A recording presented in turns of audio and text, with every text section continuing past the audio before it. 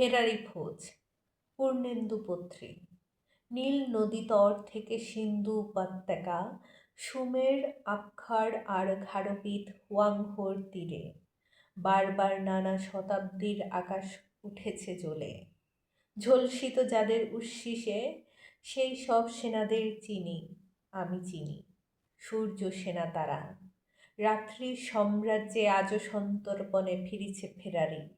মাঝরাতে একদিন বিছানায় জেগে উঠে বসে সচকিত হয়ে তারা শুনেছে কোথায় শিঙা বাজে। সাজো সাজো ডাকে কোন অলঙ্ঘ আদেশ। জনে জনে যুগে যুগে বার হয়ে এসেছে উঠানে। আগামী দিনে সূর্য দেখেছে আঁধারে, গুঁড়ো গুঁড়ো করে সারা আকাশে ছড়ানো। সহসা জেনেছে তারা, এই সব সূর্যকণা তিল তিল করে বয়ে নিয়ে যেতে হবে কালের প্রান্তরে। রাত্রির শাসন ভাঙা ভয়ঙ্কর চক্রান্তের গুপ্তচর রূপে।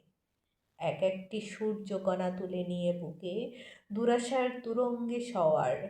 দুর্গম দুরন্ত মরু পার হবে বলে তারা সব হয়েছে বাহির। সুদূর সীমান্ত হায় তারপর সরে গেছে প্রতি পায়ে পায়ে। গাঢ় কুজ্জাটিকা এসে মুছে দিয়ে গেছে সব পথ। ভয়ের তুফান তোলা রাত্রির ভ্রুকুটি হেনেছে হিংসার বজ্র। দিক বিদিক ভুলানো আধারে কে কোথায় গিয়েছে হারিয়ে। রাত্রির সাম্রাজ্য তাই এখনো অটুট। ছড়ানো সূর্যের কণা জড়ো করে নিয়ে যারা চালাবে নূতন দিন, তারা আজও পলাতক দল ছাড়া ঘুরে ফেরে দেশে আর কালে। তবু সূর্যকণা বুঝি হারাবার নয়।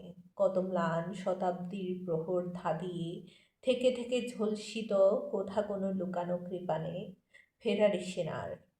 এখনো ফেরারি কেন? ফেরো সব পলাতক সেনা। সাত সাগরের পারে ফৌজদার হেঁকে যায় শোনো। আনো সব সূর্যকণা রাত্রি মোছা চক্রান্তের প্রকাশ্য প্রান্তরে। এবার অজ্ঞাতবাস শেষ হলো ফেরারি ফৌজের।